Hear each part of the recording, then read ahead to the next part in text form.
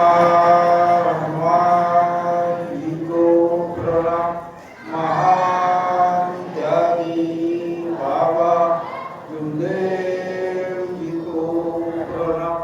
परमात्मा नमस्कार नमस्कार। बौद्धिशी सेवक मंडळ मोहाडी मंडळाच्या वतीनं आज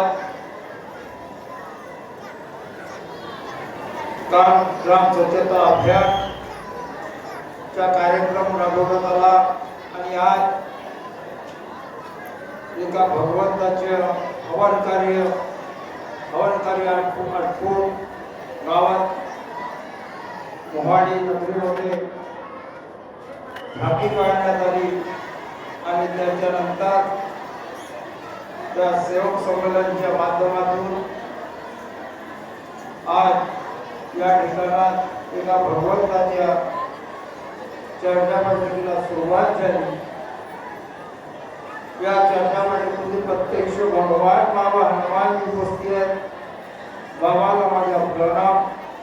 तसेच आपले सर्वांचे सद्गुरू महान त्यागी बाबा गुरुदेव जी उपस्थित आहेत। बाबाला माझा प्रणाम।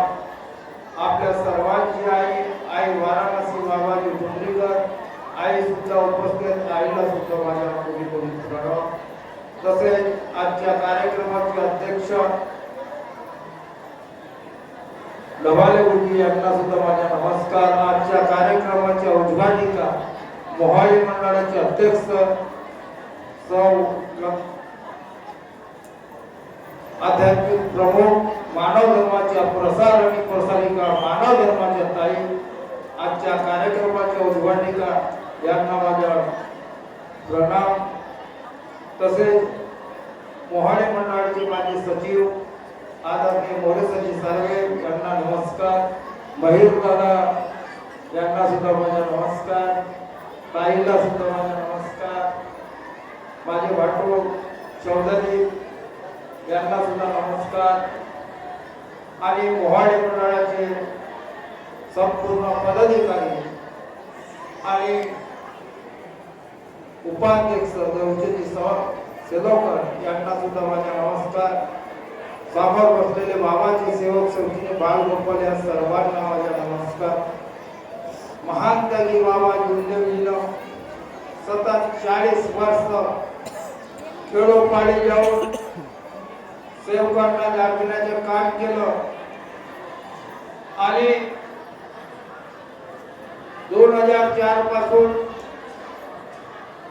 या पृथ्वी तलावर अजून बाबाने आत्मबोलाच्या माध्यमातून या कार्याला सुरुवात केलं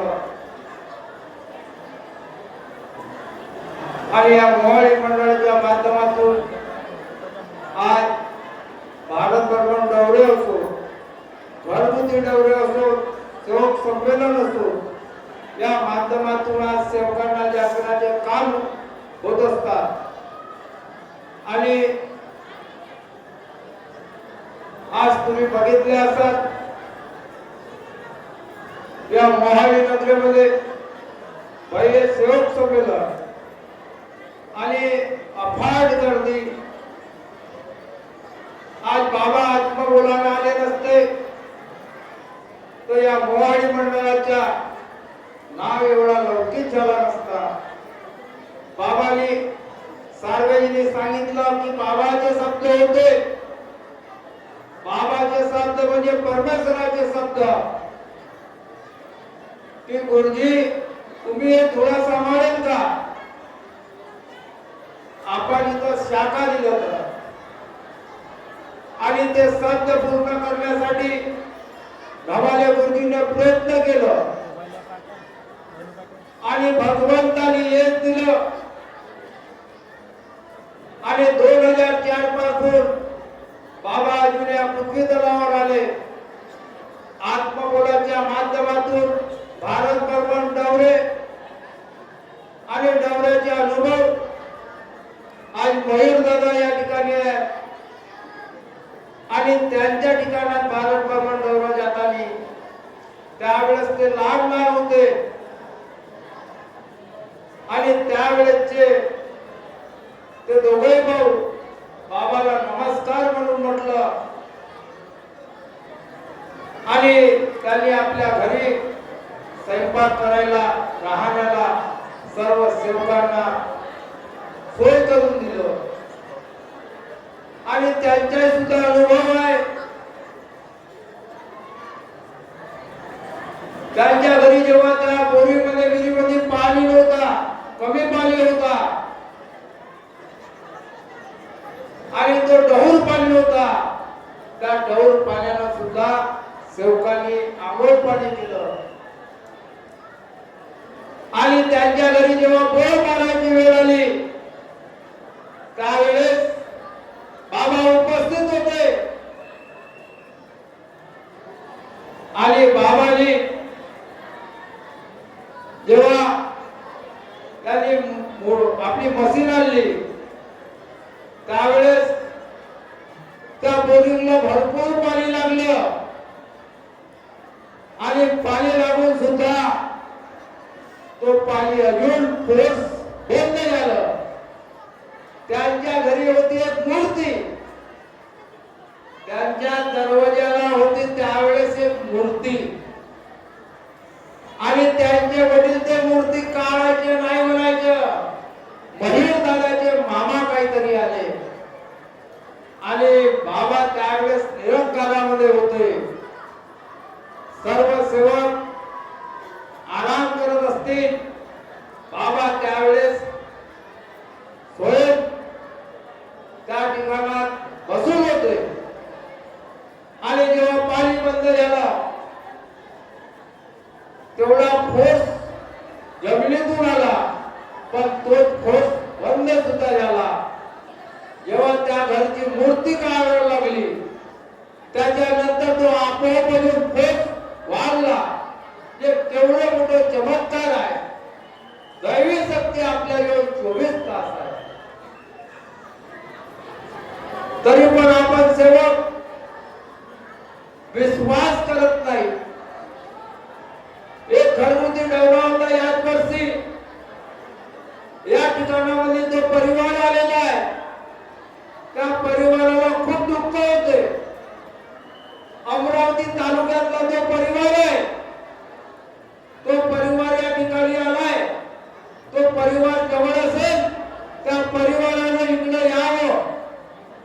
अमरावती तालुक्यातला परिवार आहे. त्या बाईला खूप दुःख होता. डॉक्टरनी कॅन्सर सांगितलं होतं.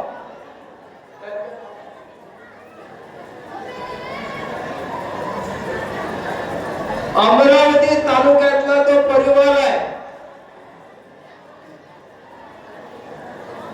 मला मागाली ते मिळाले, त्यांनी नमस्कार वगैरे घेतलं.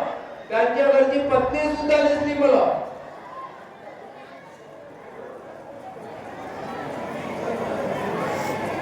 करसरे परिवार ते आहे तिथं. ते कार्यक्रमाला आले, त्यांनी त्या टेजकडे यावं. त्यांचे खूप दुःख होते. त्यांना डॉक्टरने सांगितलं कॅन्सर सांगितलं होतं. तिचा पोट खूप फुगलेला होता बाईचा. मी स्वतः बघितलं. ते झोपत सुद्धा नव्हती, तिला झोप सुद्धा येत नव्हती. त्यांना 2 मुले आहेत वाटतात. निशाताई कंसरे त्यांचे मिस्टर मी सुद्धा आहेत. त्यांनी माहीकडे यावं, टेजकडे. उमेशजी कंसरे, रुपेशजी कंसरे त्यांचं नाव आहे आणि त्यांचा अनुभव सुंदर आहे. लटकन नाला सुद्धा त्यावेळेस होता आणि त्या परिवारावर आताचीच घटना आहे. त्या परिवारावर खूप दुःख होते. ते बाई उठून म्हणजे झोप नव्हती तिला. तिचा पोट खूप चढलेला होता. तिला डॉक्टरने कॅन्सर सांगितलं होतं, पोटातला पाणी सुद्धा काढले. डॉक्टर म्हणत होते त्यांना वाचू शकत नाही. बरेच वैद्यवानी बी सुद्धा त्यांनी केलं, बरेच डॉक्टर सुद्धा केलं, परंतु त्यांना समाधान नव्हता. त्यांनी त्या अनेक मध्ये त्यांनी या मार्गाला स्वीकारलं आणि त्यांचे कार्य आपल्या आध्यात्मिक प्रमुख यांच्याकडून होते. आणि त्या परिवारामध्ये तो दादा होता. तो दादा म्हणायचे, मी या मार्गाला सोडू शकत नाही, मी कुठली औषधी खाणार नाही. आपल्या पत्नीला त्याचे धैर्य खूप मजबूत दिसले मला. आम्ही रात्रभर त्यांच्या घरी थांबलो आणि त्याचे ध्येय खूप मजबूत होते. आणि जेव्हा बाबांनी मार्गदर्शन केलं, त्यांना काही वेळ समाधान वाटलं, परंतु त्यांच्या घरी मूर्ती पूजा वगैरे, नागाची पूजा ह्या बऱ्याच काही एका टोपलीमध्ये ठेवलेल्या होत्या.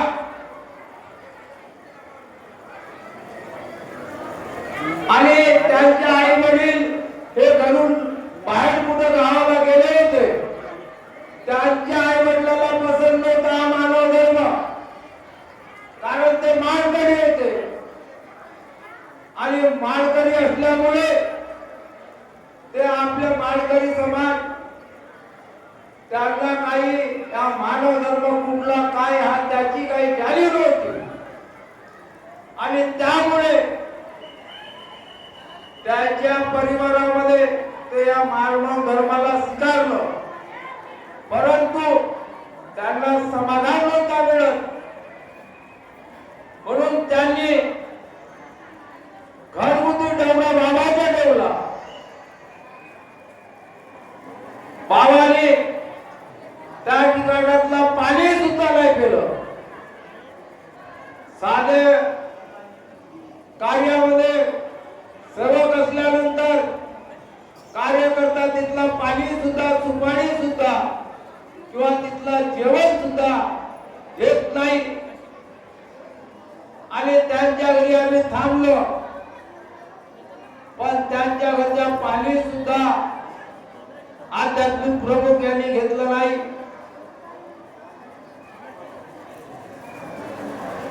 आणि जेव्हा आराम करायचे रात्रीला, त्यावेळेस त्यांच्या स्वप्नामध्ये खूप मोठं साप वगैरे असं काही दिसायचं. त्यांचे 2 कमरे होते. आई वडील एका कमऱ्यात, ते एका कमऱ्यात राहायचं. परंतु त्यांच्या घरी एक मूर्ती काहीची तरी होती, एका टोपलीत काहीतरी नागाची, ते त्यांच्या लक्षात नव्हते. आणि ते मूर्ती त्यांना मिळाली. बादमध्ये सांगण्यात आलं, त्यांच्या घरी एक समोर तुळशी होती दरवाजाजवळ. तेवढ्याच रात्री बाबांनी सांगितलं त्या तुळशी फेकायला. तर पहिल्या दिवशी गेला आम्ही, आमच्या लक्षात नाही आलं. दुसऱ्या दिवशी ते तुळशी दिसली आणि तुळशी सुद्धा ते फेकू नाही फेकू असा विचार करायचा. वडील काय म्हणतील, वडील दुसऱ्या याच्यात अनेक मध्ये तो वडिलाला सुद्धा खूप घाबरायचा, पण त्यांनी हिंमत केलं आणि ते तुळशी सुद्धा एका विहिरीमध्ये तुरंत फेकून टाकलं. आणि त्याच्यानंतर त्याला थोडासा समाधान वाटला. मला आज विचार पडला ते या ठिकाणी भेटले तर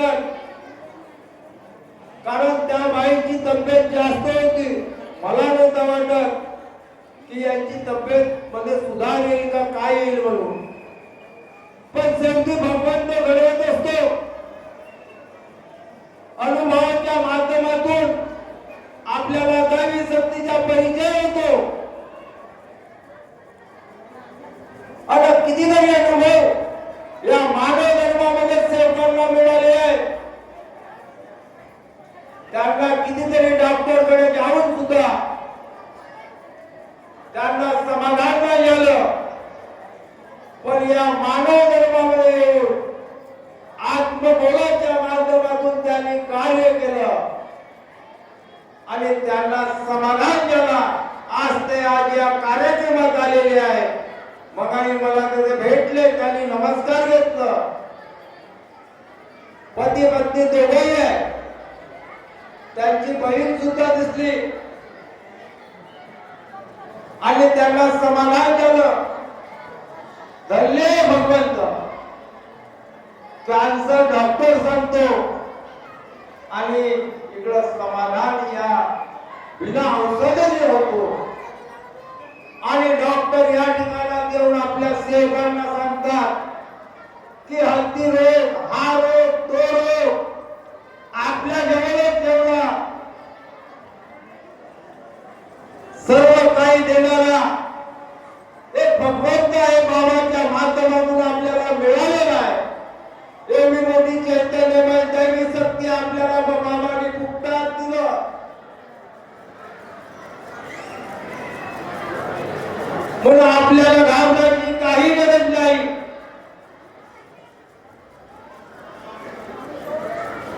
म्हणून या मानव धर्माच्या सेवकांनी बाबाच्या विचारानं आपण कार्य केलं तर आपल्याला कुठलाच काटाही सुद्धा घडू शकत नाही. बरेच असे अनुभव आज आत्मबोधाच्या माध्यमातून कितीतरी परिवार जे अनेक बंदी होते या मार्गात 30-40 वर्षाचे झाले, त्यांच्यावर सुद्धा दुःख आले आणि ते सुद्धा आज आत्मबोधाच्या विचारानं कार्य करत आहेत. त्यांचे दुःख दूर झाले. धन्य आपला भगवंत. म्हणून म्हणतात या धरतीवरती कितीतरी साधू संत झाले, परंतु आपल्या महान त्यागी बाबा जिंदगी परीक्षा होऊ शकणार नाही आणि होणार नाही. कारण आत्मबोधाच्या माध्यमातून आजपर्यंत कोणता साधू संत आला नाही. एखाद्या बाईच्या अंगाने भूत आलं आपण म्हणतो की काहीतरी आलं. अनेक बनी आपण बरेच सेवक होते त्यावेळेस आपण बघितलं, त्यावेळेस त्यांची आत्मा येऊ शकतो. परंतु या मानव धर्माला ज्यांनी निर्मिती केलं, स्वयं भगवान बाबा हनुमानजीच्या विचारानं कार्य बाबांनी केलं. या धरतीवर पशु पक्षी जीव आपल्याला या इथं पाठवलं. हा परिवार आहे. बाई चालू शकत नव्हती, आज चालत येऊन राहिली. या परिवारासाठी सर्वांनी जोरदार टाळ्या वाजवा. ते बघून आले अमरावतीवरून. या भावचं धैर्य खूप मजबूत. सर्वांना नमस्कार घ्या. तिकडे हा परिवार आहे. डॉक्टरनी कॅन्सर सांगितलं होतं, चालत नव्हती, एवढी परिस्थिती बिकट होती. पोट खूप सुजलेला होता, पाणी बऱ्याच वेळ काढला. घरगुती जेवणामध्ये मी स्वतः गेलो होतो. म्हणून यांचे अनुभव मला माहित आहे. भावचे धैर्य मजबूत. याच्या धैर्य मजबूत होते त्याला भगवंत डगमगू देत नाही. वेळ लागतो पण त्यांना सुधार नक्की होतो. म्हणून माणसाने डगमगलं नाही पाहिजे. बाबा नेहमी सांगतात माझे 5 सेवक पण कामाचे सेवक पाहिजे. विचारांना धैर्यवादी पाहिजे. याचे धैर्य विचारांना मजबूत होते. म्हणून आज त्यांच्या परिवाराला समाधान भगवंताने दिलं.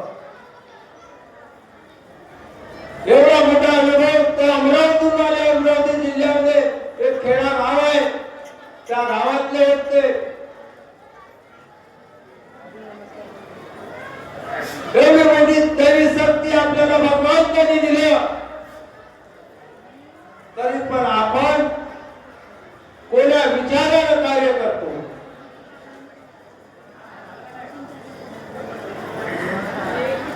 आणि महात्माजी बाबा जुंदेव जेव्हा जेव्हा या धर्तीवर अत्याचार अन्याय आणि दुःखी पीडित लोक झाले तेव्हा तेव्हा त्यावेळेस परमेश्वरानं या धर्तीवर जन्म घेतला, तेच म्हणजे आपले बाबा आहे, हा विचार आपण करायला पाहिजे।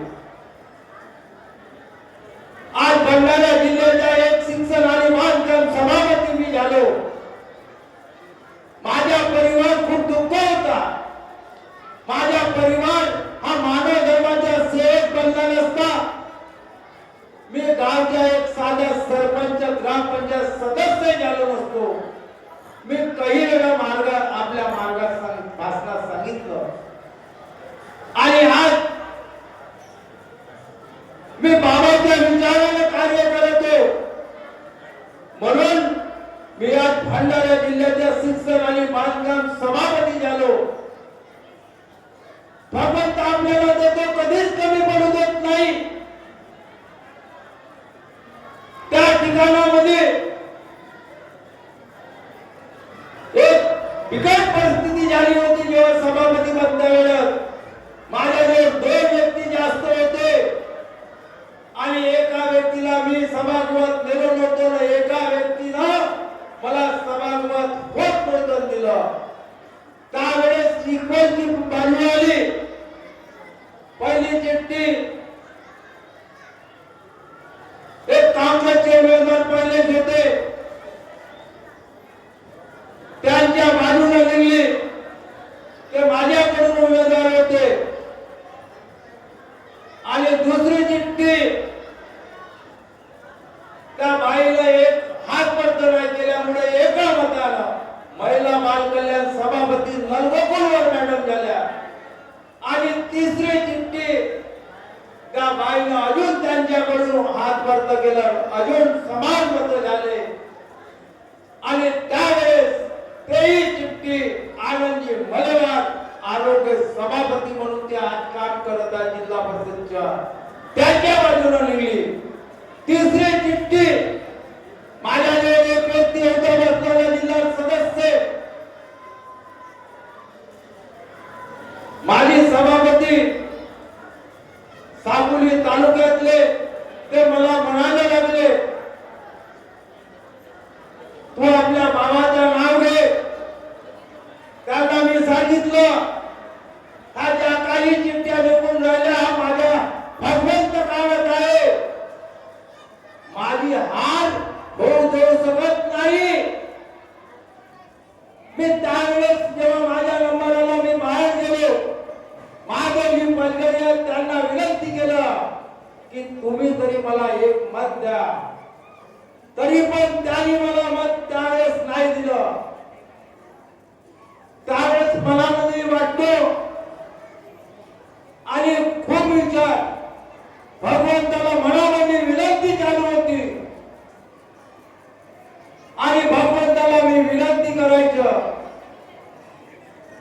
आणि भगवंताने ज्यावेळेस मतदान चालू व्हायच्या आधीपासून मी भगवंताला म्हणजे विनंती करायची, तेव्हापासून भगवंत तुम्ही स्वयं या ठिकाणी या आणि त्या लहान मुलाच्या हातामध्ये ह्या संपूर्ण एक एक चिठ्ठी काढून द्या अशी विनंती मी भगवंताला करत होतो। तशी तशी चिठ्ठी सोप बांधवांनो आमच्या बाजूने निघत होते। जेव्हा आखरीची चिठ्ठी माझ्याही बाजूने निघली, धन्य म्हटलं माझ्या भगवंत, धन्य आहे माझे बाबा, माझ्या पाठीशी 24 घंटे राहतात आणि एवढा मोठा सन्मान मला माझ्या बाबांनी दिलं। आज आत्मबोलानं बाबा आले नसते तर मला एवढा सन्मान आणि या माईकवर सुद्धा मी बोलू शकलो नसतो। मी मार्गदर्शन सुद्धा करू शकलो नसतो आणि भंडारा जिल्ह्याचा एक शिक्षण सभापती झालो नसतो. हे सत्य गोष्ट आहे मित्रांनो.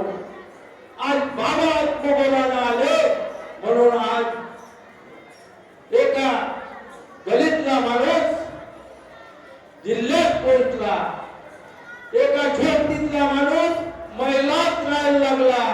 हे कोणाची देण आहे? हे माझ्या बाबाची देण आहे. एवढी मोठी चैतन्यमय शक्ती 24 घंटे आपल्या जवळ राहिली. आपल्याला बाबाने फुकटात दिलं तरी पण आपण विसरतो मित्रांनो. म्हणून आपण या गोष्टीचा विचार करायला पाहिजे की काय आहे आत्मबोल. आत्मबोल काय आहे? तुम्ही मनातून, आपल्या धैर्यातून, आपल्या विश्वासातून आपण कापडाची ज्योत अगरबत्ती लावावं. तुम्हाला नक्की माहित होईल की आत्मबोल हे खरे आहे. तुम्हाला त्याची जाणीव करून देणारा भगवंत आहे. आज तुम्हाला माहित आहे आपल्या राज्याचे उपमुख्यमंत्री त्या रोजी ऍक्सिडेंट मध्ये गेलं, विमान कोसळून ते मरण पावलं. म्हणून शेवटी दोरी कोणाच्या हातामध्ये असते? हे भगवंताच्या हातात असते. सर्व काही आपल्याला देतो पण रस्सी आपल्या जवळ ठेवतो. हा या मानव समाजाला, मानवानी, या धर्तीवरच्या संपूर्ण मानवानी याचा विचार करायला पाहिजे. अरे आपण पैशासाठी कोटी कोटी धावतो. म्हणून पैशाच्या मागे धावण्यापेक्षा आपण भगवंताच्या विचाराकडे कार्य करावं, भगवंताच्या विचारानं कार्य करावं. नक्कीच भगवंत आपल्याला सर्वांत बनवल्याशिवाय राहत नाही. कारण देणारा शेवटी भगवंत असतो, त्याच्याशिवाय काहीच होऊ शकत नाही. हा एवढा ध्येय या ठिकाणी एवढं चैतन्यमय वातावरण आहे, एवढी जनशक्ती आहे, एवढे सेवक आहेत. हे कोणाची शक्ती आहे? या आत्मबोलाची देण आहे. म्हणून आज या मोहाळी मंडळाच्या माध्यमातून भगवंताने जे हयातीमध्ये बाबांनी शब्द होते आणि ते शब्द आज या मोहाळी मंडळाच्या माध्यमातून भगवंताने पूर्ण केले. मला या ठिकाणी बोलावलं, माझं मान सन्मान केलं, मला बोलण्याची संधी दिली आणि तुम्ही सर्वांनी माझं दोन शब्द ऐकून घेतलं. याबद्दल सर्वांचे अभिनंदन करतो आणि मी माझे दोन शब्द इथेच थांबवतो. आपण एक केले जय घोष करू. भगवान बाबा हनुमान जी की जय. महान त्यागी बाबा जुमदेव जी की जय. परमात्मा नमस्कार नमस्कार नमस्कार. धन्यवाद नरेश भाऊ. आपण खरोखरच बोलायचं असं मार्गदर्शन केलं आणि सांगून गेले.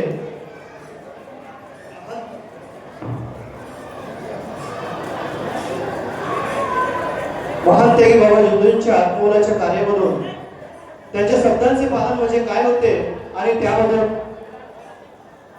आपल्याला अनुभव काय येतो आपल्या शब्दातून, वाणीतून सांगून गेलं. म्हणून तुमच्या मार्गदर्शनावर कि कर सको तो अपनी वाणी से, कर सको तो अपने वाणी में असर पैदा करो और रुख हवा का बदल दे ऐसा हुनर पैदा करो. कर सके तो अपने वाणी में असर पैदा करो और रुख हवा का बदल दे ऐसा हुनर पैदा करो. करो और जीना है तुम इस देश में सम्मान में. आपको अगर जीना है इस मानव धर्म में सम्मान से तो मेरे महान त्यागी बाबा जुमदेव जी के दिए हुए तत्व शब्द नियम का पालन किया करो. तत्व शब्द नियम का पालन किया करो. ज्या माध्यमातून त्यांनी बाबांच्या आत्मबोलाच्या कार्याच्या माध्यमातून जी त्यांची स्टेप बाय स्टेप प्रगती होत गेली, पद, प्रशंसा, मान सन्मान आणि सर्व त्यांचे स्वप्न बाबांच्या कार्याने पूर्ण होत गेले. एक जीता जगता अनुभव सांगितला, त्या व्यक्तीला प्रॅक्टिकल मध्ये इथे उभं सुद्धा केलं. म्हणून प्रत्येक गोष्ट आपल्या मनातील मार्गदर्शन चूक असो किंवा काहीही गलती असो किंवा नियमाचा कुठेतरी भंग असो तर प्रत्येक सेवकाने आपल्या मार्गदर्शकाकडे, आपल्या गुरुकडे किंवा आपल्या महान त्यागी बाबा जुमदेवजीकडे सांगायला पाहिजे. कारण समुद्राच्या तुफानापेक्षा मनातील वादळे अधिक भयानक असतात. समुद्राच्या तुफानापेक्षा मनातील वादळे अधिक भयानक असतात। मनातल्या गोष्टी जर आपण महान त्यागी बाबा जुंदजी किंवा आपल्या गुरुजवळ सांगितल्या, आपल्या मनातील चुका किंवा गोष्टी जर आपल्या महान त्यागी बाबा जुंदजीला किंवा आपल्या गुरुजवळ सांगितला तर त्याचे मन हलके होईल आणि त्याला या जीवनात या संघर्ष करण्याची ताकद त्याला मिळेल। म्हणून दुनियेसोबत लढू शकता तुम्ही, मानव या दुनियेसोबत लढू शकता, परंतु आपल्या माणसासोबत नाही किंवा आपल्या मानव धर्माच्या मार्गदर्शक किंवा गुरुसोबत नाही। म्हणून आपल्याला जीवनात मानाने सन्मानाने आणि आनंदाने जगायचे आहे तर बाबांनी दिलेल्या तत्वशब्द नियमाचे तंतोतंत पालन करा आणि आपले जीवन सुखकर बनवा। यानंतर कधी कधी चर्चा बैठकीमध्ये गेल्याच्या नंतर